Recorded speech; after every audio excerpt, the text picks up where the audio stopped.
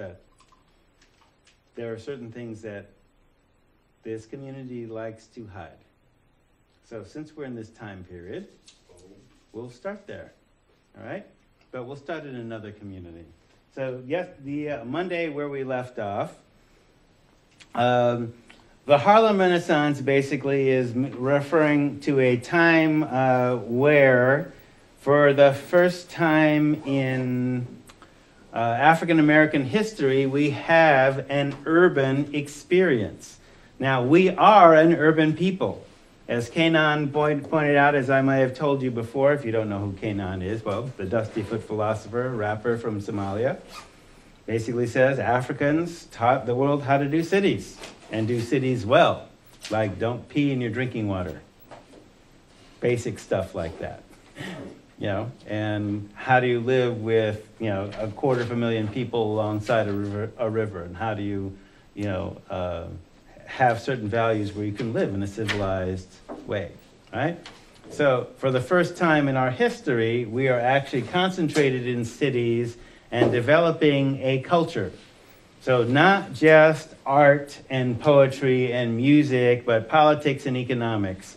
So when we look at certain centers like what was referred to as the Black Wall Street, why that's called the Black Wall Street, and Wall Street in American nomenclature is the center of economics.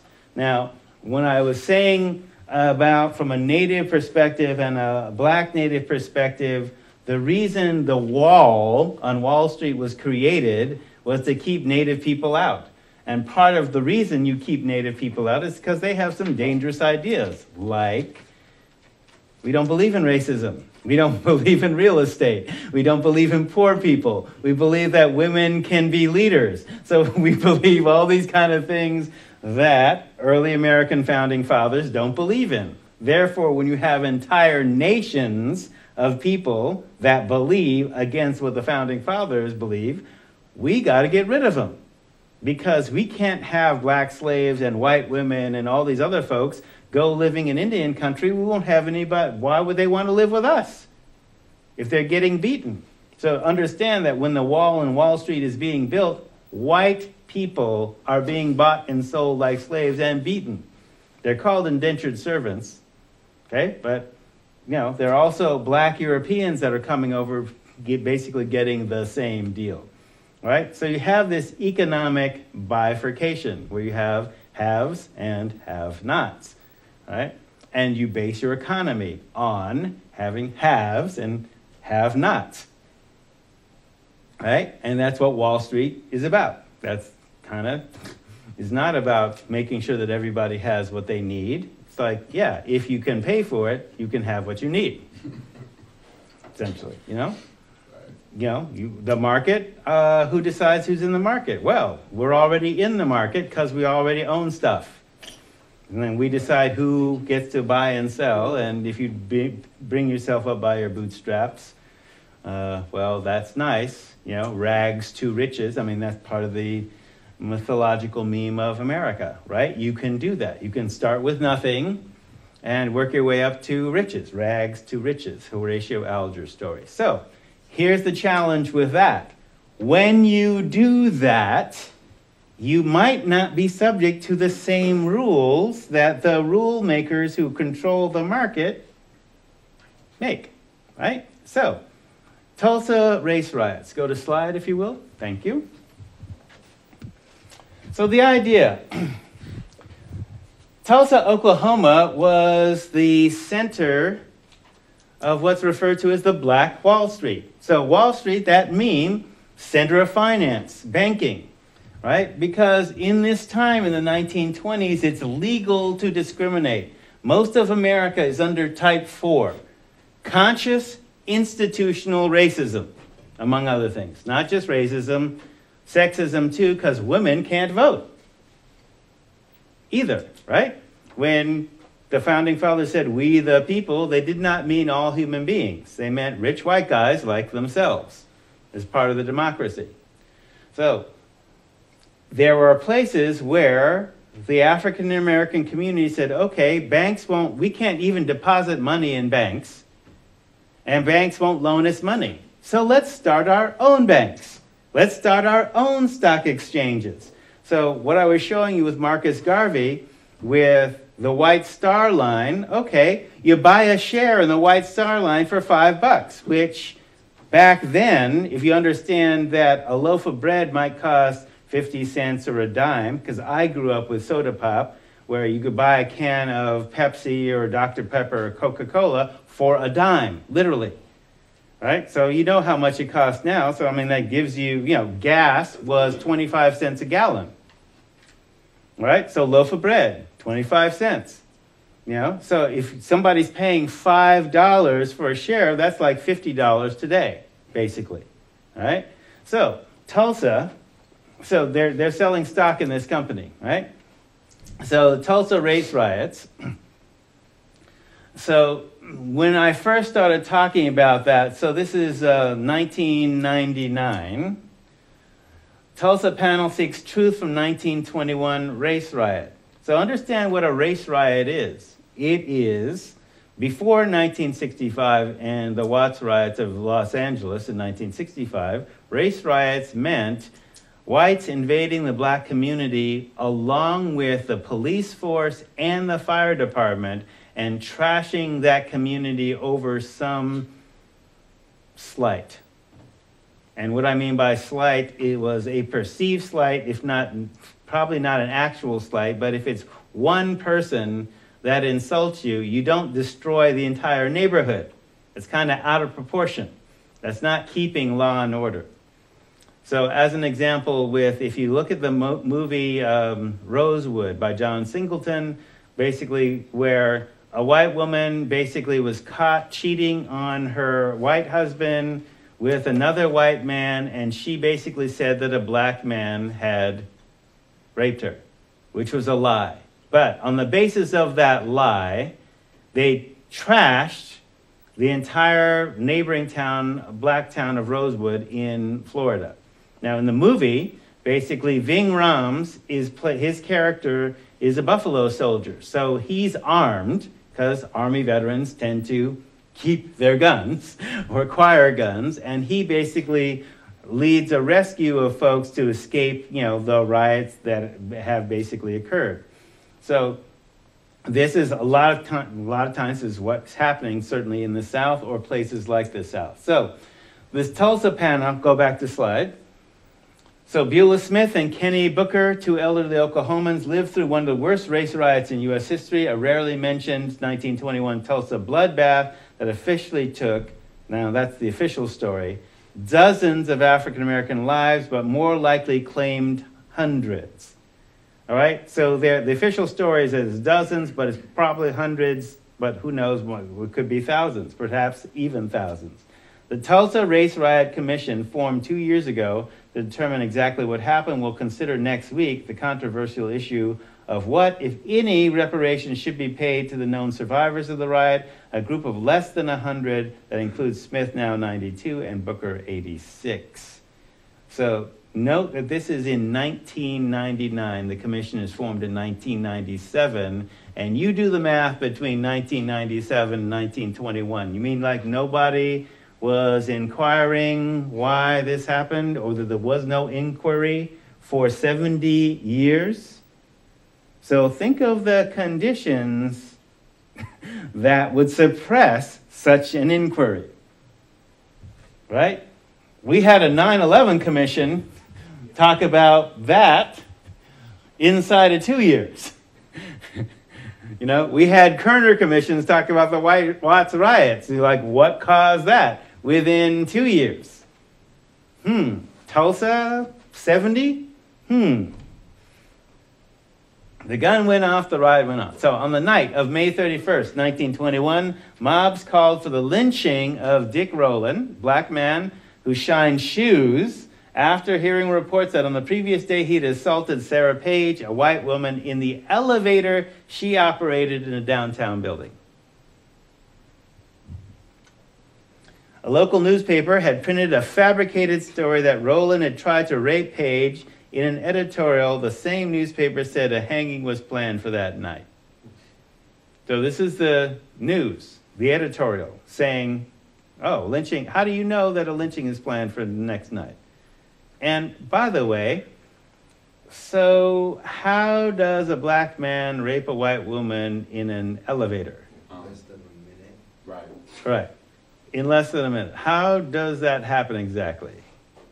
So understand, in this time, like, we didn't have automatic, well, yeah, we might have had automatic electric elevators, but basically you pulled a lever and the mechanism rose. So what would happen if the elevator suddenly was like stuck between floors, or, you know, so nobody is coming in the middle?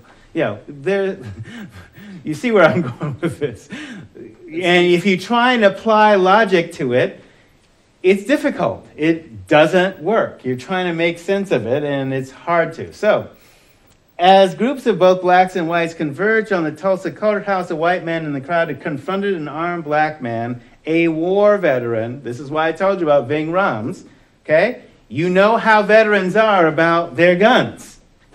If anybody is pro-gun, it's an Army veteran. And they will be armed. And they don't believe in nonviolence.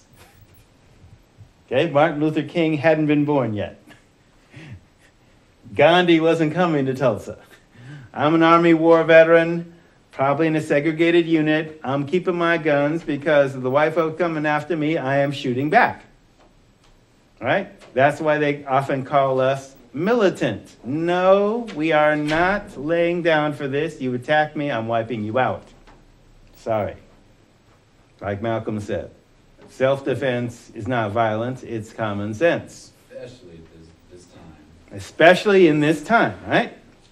So, commission member Eddie Faye Gates told CNN what happened next. This white man, she said, asked the black man, what are you doing with this gun? I'm going to use it if I have to, the black man said, according to Gates. And the white man said, no, you're not. Give it to me. And he tried to take it. The gun went off. The white man was dead. The riot is on.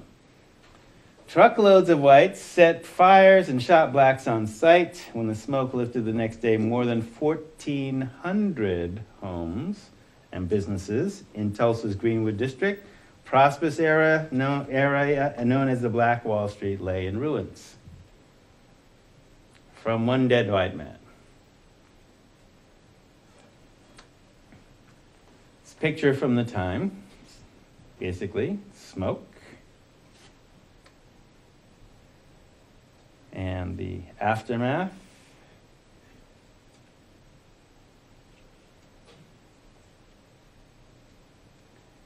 Burning churches, Christians burning churches. You may have already said this. How long did these riots go on for? Well, they basically trashed the neighborhood, so probably several days. Okay, because if blacks could be shot on sight, yeah, so even if they were armed, they're outnumbered. Because, you know, the governor could also mobilize not only the police force, but the National Guard, right? Because it's a riot, and then there'd be no recourse for the blacks, essentially, right? So Mount Zion Baptist Church, after being torched by white mobs during the 1921 race riot, survivors of one of the nation's bloodiest acts of racial violence are just recently telling their stories. Their accounts are part of the preliminary report submitted last week to the legislature by a state commission assigned to investigate the riot. The panel recommended the survivors and their descendants be paid restitution for the riot, which left as many as 300 blacks dead and a thriving black neighborhood in ruins. So now they move from dozens to hundreds, all right? And so part of the issue is a lot of these folks are now buried in unmarked graves. That's why the variance in the number.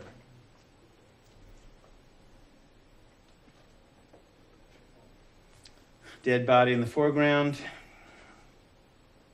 burning in the background. And this was basically from a television station that's basically shooting archival footage, broadcasting archival footage. So, unmarked graves. Many of the survivors mentioned bodies were stacked like cordwood of the Historical Society.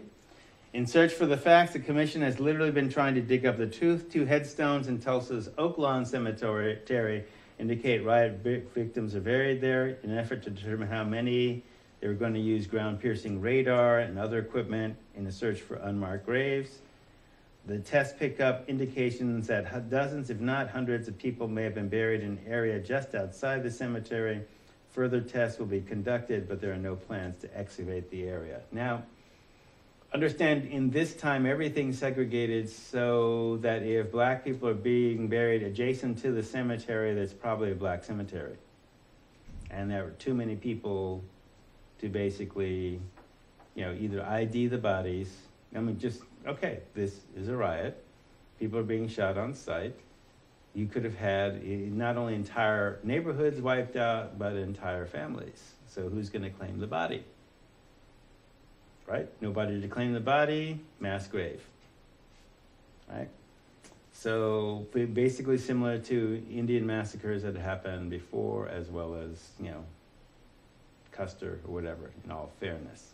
So when we see basically genocide stuff happening in the 20th century, Rwanda, Bosnia, Serbia, mass graves. What's the definition of genocide? Genocide is attempting to wipe out an entire people, an entire gene line. So our history could be closely tied to that. Sure. Word. Sure. Certainly in Indian country, we talk about there were easily 50 million natives in thousands of nations in North America alone. So if we basically do the math for all of Turtle Island, so North, Central, and South America, 50 million in North America, 40 million in Central America, another 60 million in South America, 150 million. So you just consider North America. So 50 million reduced to 4 in 2 centuries. So that would be attempted genocide, because they weren't entirely successful. Right? So genocide is simply attempting to wipe out entire race of people, or races of people. So today, only a single block of the original buildings remains standing in the area. The official death toll was below 100, most of them black, but there always doubt about the actual number, so experts, whoever they are, estimate that there are 300 people and perhaps as many 3,000. Yeah, right, that's the official story. So again, when we look at in terms of who's estimating the death tolls and who wants to tell the story, the people that have actually perpetrated the acts will basically always downplay it. Yeah, sure. Okay, 6 million Jews. Is it 6 million, or could it have been more? Or wait, they kept meticulous records. So yeah, what about the black Germans, the thousands of black Germans that were sent to the death camps? What about Jews, gypsies, homosexuals, et cetera, et cetera? So 6 million is usually the figure given, right? So, but Hitler basically said, oh, well, the Nordics of North America is what inspired him to have that final solution. Because, what the Nordics, that is, white people, did to Native Americans as the inspiration. So when we look at telling that story and how it takes 70 years for the story to come out, one of the things comes up is, oh, could this happen again? What would it look like? Etc. If you were going to do that. So Zora Neale Hurston, one of our poets out of the Harlem Renaissance, among others, how it feels to be colored me. I am not tragically colored. There is no great sorrow dammed up in my soul, no lurking behind my eyes. I do not mind at all. I do not belong to the sobbing school of Negrohood who hold that nature somehow has given them a low-down, dirty deal and whose feelings are all hurt about it. No, I do not weep at the world. I am too busy sharpening my oyster knife. I.e., the world is my oyster.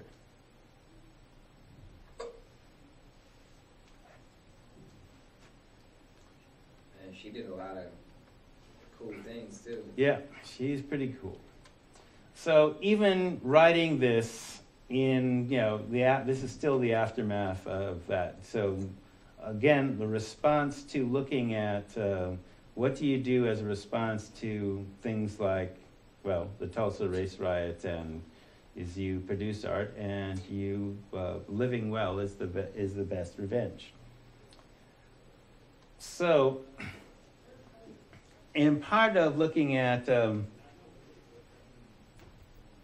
how to analyze the phenomenon of the Eugene clan, and why this place is so interesting and unique.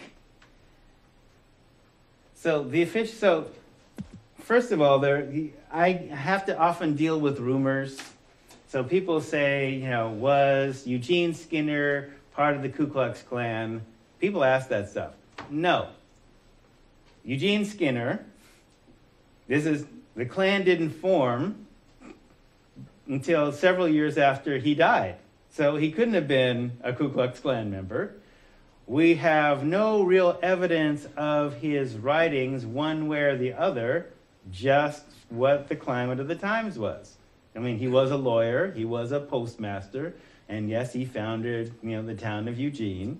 But, what are his racial attitudes? We have to basically infer them from whatever writings we have. In the absence of any such writings, we don't know what he thought. There were black people here in Skinner's time. The Morning Register, actually, which was the Republican newspaper, so remember, Republicans were anti-slavery. So the Republican newspaper, the Morning Register, reported that there were several black people, and they asked their opinion about the Emancipation Proclamation, which had just been signed into law. What were their thoughts about it? And it mentions that there are several of them, but they don't mention them by name. Okay, so they're silent. So, okay, they're silent. Nobody knows who they were. We have a few pictures from that era, but, were they residents? The only resident that we have is, Wiley Griffin, as far as the historical record. So before the Klan, there were the Knights of the Golden Circle. So Joseph Lane of Lane County, according to the historical record, was not a member of the Knights of the Golden Circle. He just wanted to marry off his daughter, and his son-in-law was a Knight of the Golden Circle. So if you want to marry off your daughter to a guy with certain political views, would you share those views? Or, I've actually heard a white historian, of course, say, well, his daughter was homely and he needed to marry her off.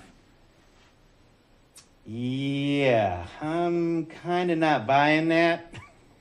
Kind of sexist to say that, but whatever. So your daughter's not a movie queen. You are going to marry her off to a guy that basically, even though the laws in Oregon are against slavery, right, by banning black people, this guy wants to create a slave-owning state in southern Oregon, beginning at the Douglas County line and going south into California.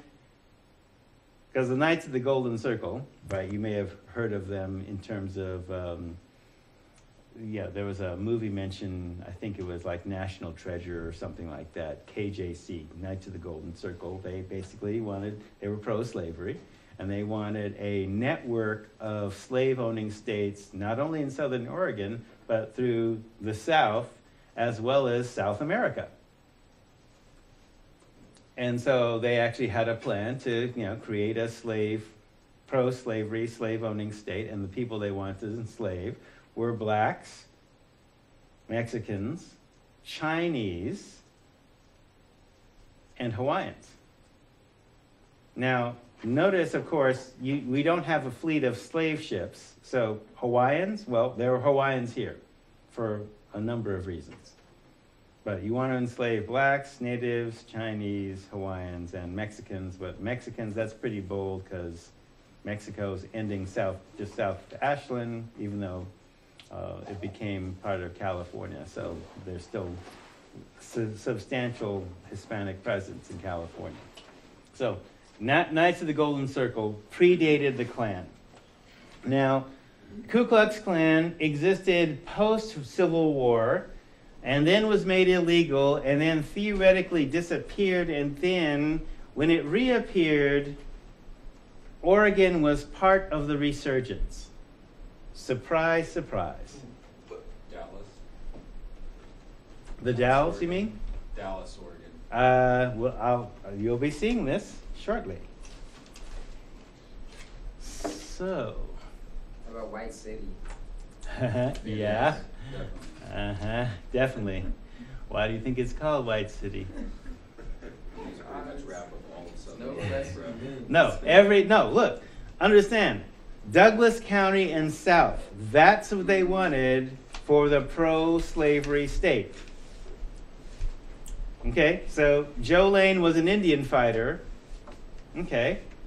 And he marries off his daughter to a guy who's a Knight in the Golden Circle. So we're not going to necessarily infer that he's pro people of color. We're not going to infer that, okay? There's no evidence to suggest that. I'm not buying the thing about his daughter being homely. Sorry. That's nice try. That's a stretch. Yeah, that is a stretch. All right.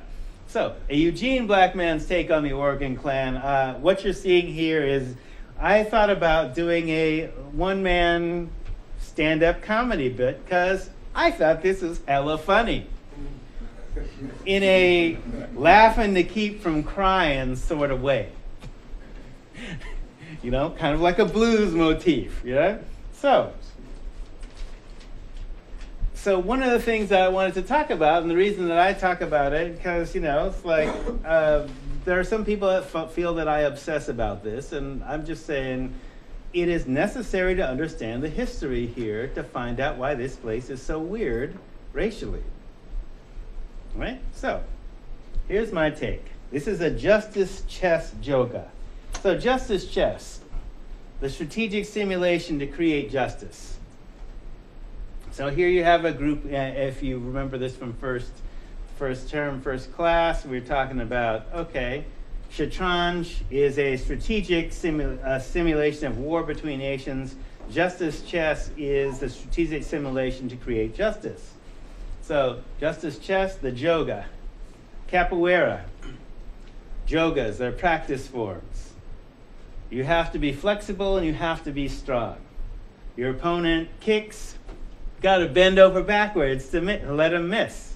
And you practice bending over backwards. So this is like, kind of like African, Brazilian, karate, jiu-jitsu. But disguising it with dance. Yeah, right.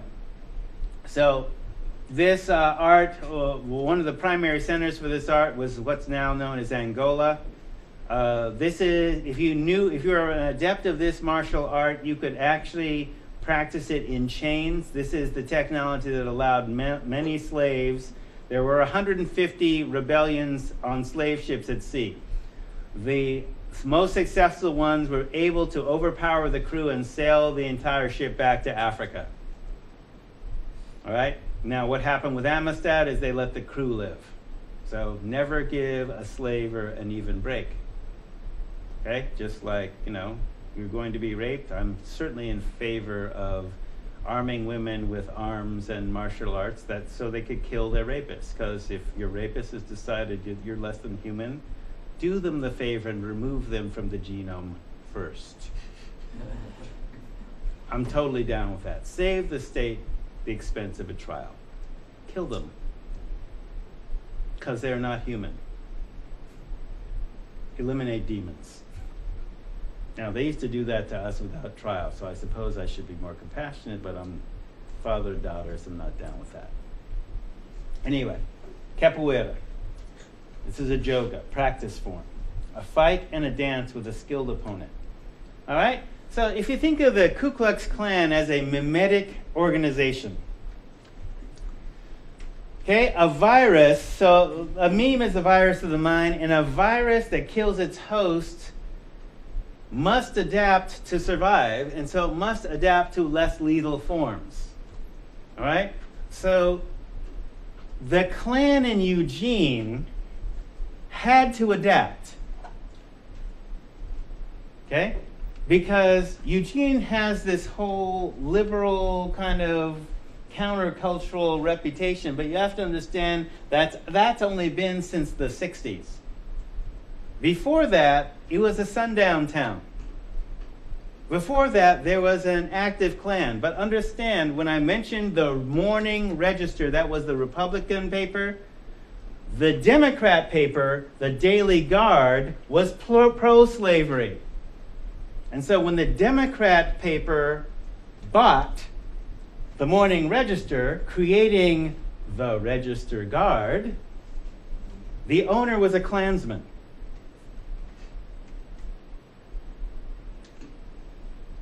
Okay? Not the current family that owns it, but the man who is sold to the current family. So just like, now this may be a leap of logic, and I admit that it's a leap of logic, but just like Joseph Lane marries off his daughter to a KJC guy, if a Klansman owns a newspaper and he sells it to someone else, who does the Klansman hire to run his newspaper? Another Democrat. And when he sells it to another family, did that family fire the Klansman's employees? Same morals. Yeah. So asking that question of the Register Guard, you get no answer, which is an answer. Yeah. Okay? So, Klan as a mimetic organization. So I'm bringing that up about the newspaper because the newspaper becomes the historical record, therefore the memory of the community. And the mythology, it is a mythology, it is a myth, I'm saying it straight up, it is a lie, that the Klan died in 1924 in Eugene. That is a lie, straight up. But it's a persistent myth. Okay, so they act like, oh, no Klan happened after 1924. It was quaint. It was a fad. Okay. Can't even say that. I've seen like huge burning crosses just south of Eugene before right after LCC. Yeah. Huge burning crosses, man. That's scary too. And you've seen them, so in your lifetime, when did you see them? Probably like, definitely in the 90s. I've seen one in Southern Oregon. Mm-hmm. Years. But you're talking about like just south, so Cottage Grove? No. Okay, so LCC, and then you go around the bend. Yeah. And then the Goshen exits on your right. So that hill right up there. Oh, yes. Okay. Mm-hmm. You're not expecting me to be surprised, are you? No. Okay. All right. And just to add it, we're on topic. I know the Klan has meetings in Cottage Grove still to this day. Yeah, I'm sure. So the Klan is like herpes. It infects the nervous system of its host, destroys unity of the body politic, appearing in flare-ups and disappearing. So, a meme is a virus of the mind. So the Klan is a meme. It's a mimetic organization. And so, just like herpes, there are 13 different herpes viruses that infect humans. It's not just cold sores. It's also things like chicken pox and measles. And, if you get chicken pox and then you don't have them, that chicken pox usually can evolve and become shingles later on as you're an adult. Same virus, doing the same thing. All right? So, the Klan is like herpes. It infects the nervous system of its host, destroys unity. So the reason I'm saying nervous system is it's people's thinking. And it's subtle, right? And it flares up. So it affects people's thinking, right? The host in this case is Eugene, Oregon. Right, so I shot this in Stewart Pond bird hide. So right behind Fred Meyer's, there's like this whole wetlands area, and there's a wooden building, a hide, where you can actually either hunt ducks or look at ducks or whatever. And this is part of the graffiti that was there, and I took this in 2004. Now, does the Klan tag? I'm not thinking that it does. They teach their kids. But they might teach their kids. The Right. And their kids, because if tagging is a hip-hop thing, is there racist hip-hop? Sure. There's racist skinheads that have, racist, what's the musical form? Like ska and, bands like Screwdriver and, et cetera, et cetera. So, all right. I took this in 2004, so I'm thinking, okay, well, if the Klan is dead, it doesn't matter that the Klan is dead. The meme is still out there. Now, this is obscure. It wasn't done, in my neighborhood exactly, but you got to wonder, right? So let's start with our historical evidence, and evidence is in quotes, because what evidence do you take to be true? So this is ethnic studies. So not only will we take the evidence of the historical record, whatever that exists, we will also assume that there's a hidden story, just like Tulsa race riot was hidden. And it was in people's living memory, and that's why I started there today. Right. No investigation for 70 years until some black folks decide, okay, we're going to die. We might as well tell this story now. But the story didn't come out till then, and you don't think about reparations till then, 70 years afterwards. All right. So the Klan is a secret fraternal organization that doesn't like to leave evidence around, except with those who it considers family. So when it does leave it around, it's because someone has died and the evidence falls into public hands, generally. So, Eckhart Tolle, very cool researcher. I met him personally. I basically turned his slides into digital form and gave them to him. So he's a researcher at the University of Oregon whose specialty, his academic interest, is far right-wing organizations. Now, Eckhart's really cool because, I traveled to his house in the Hood River. We kicked it, had lunch. So he's obviously cool with black people, at least me, anyway. And to take his slides, because that's his thing, studies far-right groups in the Northwest, particularly in Eugene, and he wrote a chapter in the book about the Klan, Ku Klux Klan at the University of Oregon called Klan and Gown. All right, so I point this out to say, I'm not making this up. This is a white researcher who's a graduate at the University of Oregon, and his stuff is available in the Knight Library. Okay, so how come nobody's talking about this?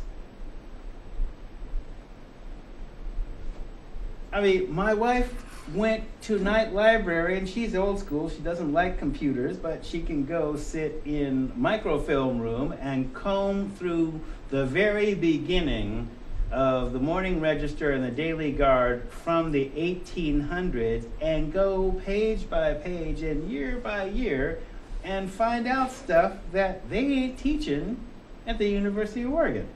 Like professional historians haven't even done this stuff, right?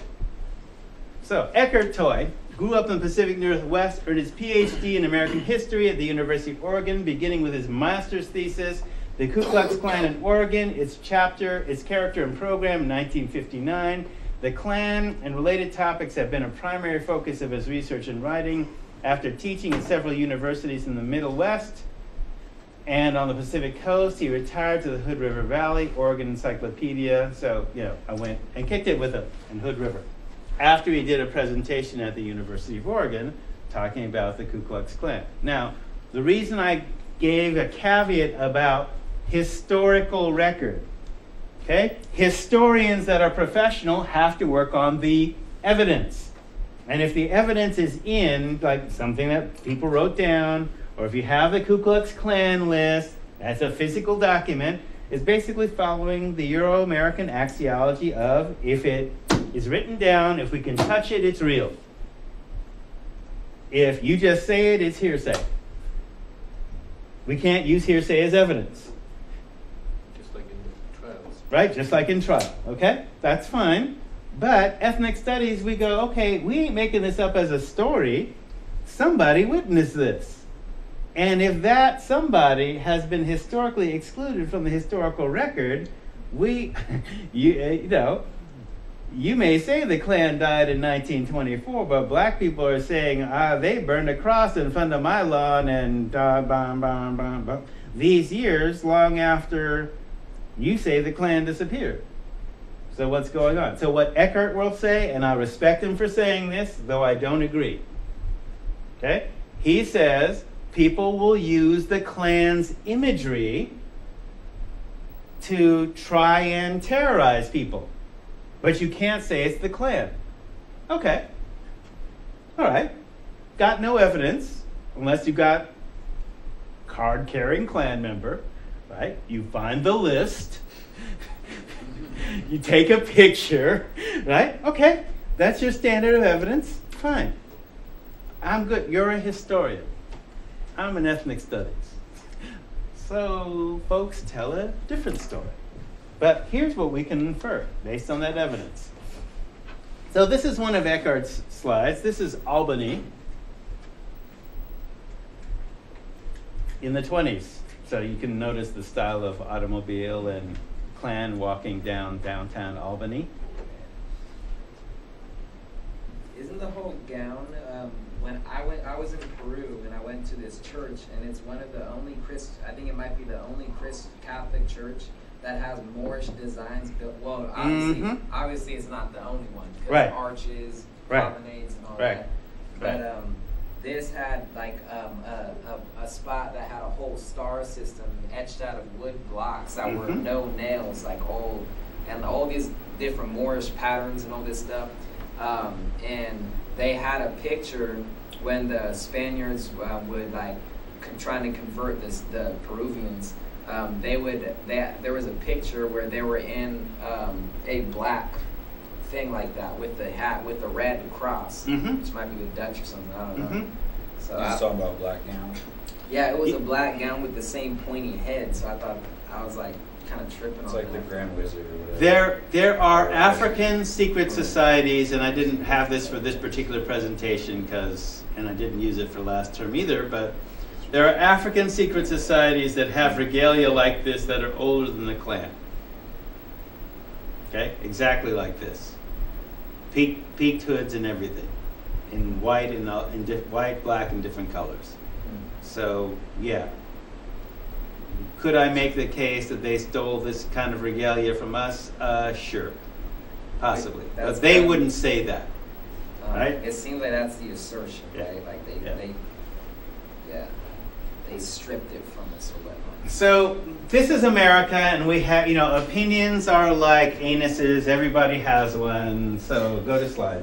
All right. So there are people that, of course, mock the Klan. So Daddy swiped our last clean sheet and joined the Ku Klux Klan. So it's a song. This is from Eckhart's slide collection, right? Because he's saying, look, I mean, you can't necessarily take these folks seriously, but this is a serious business to them. So there are things happening on both sides, right?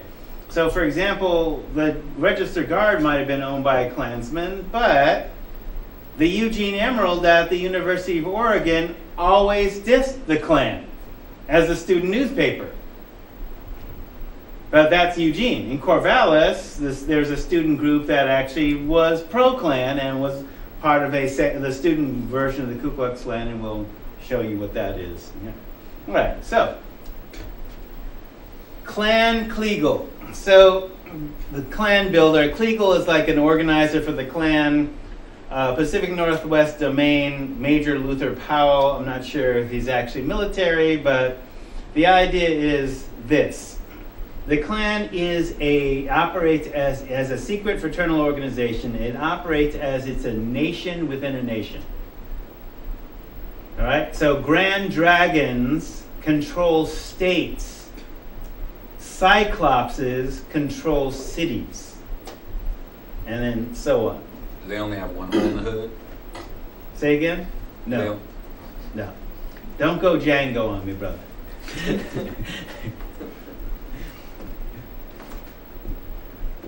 All right. So this is Powell and Portland public officials in 1921.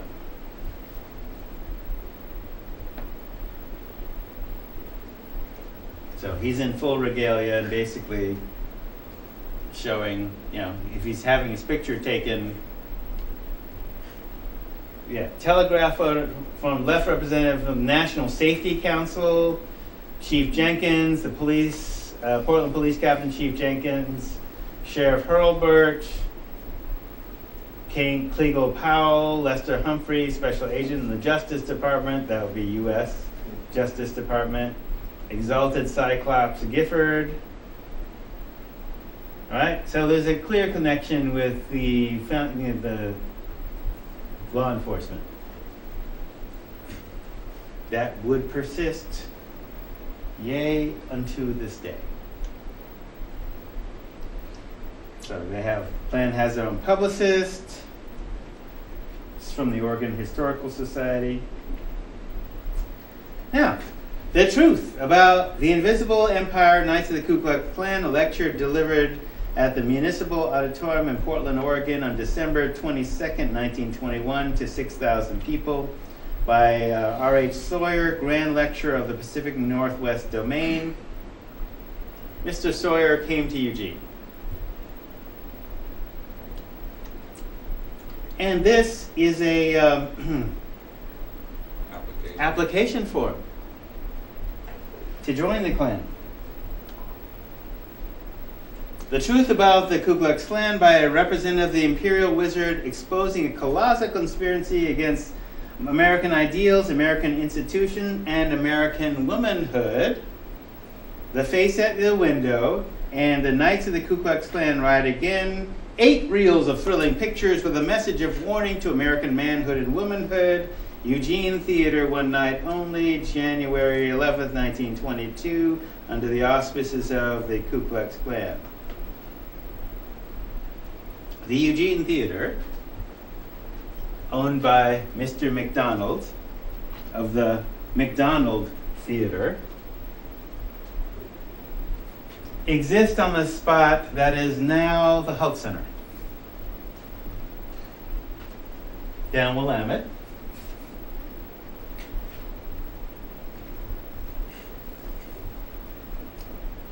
The Heilig Theater is what it was named later. I'm not sure if that's Sig Heilig Theater. But, okay, you can see Eugene Theater was at 676 Willamette. You notice the line of people going down the street waiting to see a movie, which used to be able to make it out, but notice there are not any black people there. If there are, they probably have a separate entrance, just like that Theater in Ashland. You know, Eugene is the ideal place for home and recreation. Yes, of course. Yes. Facing your window. So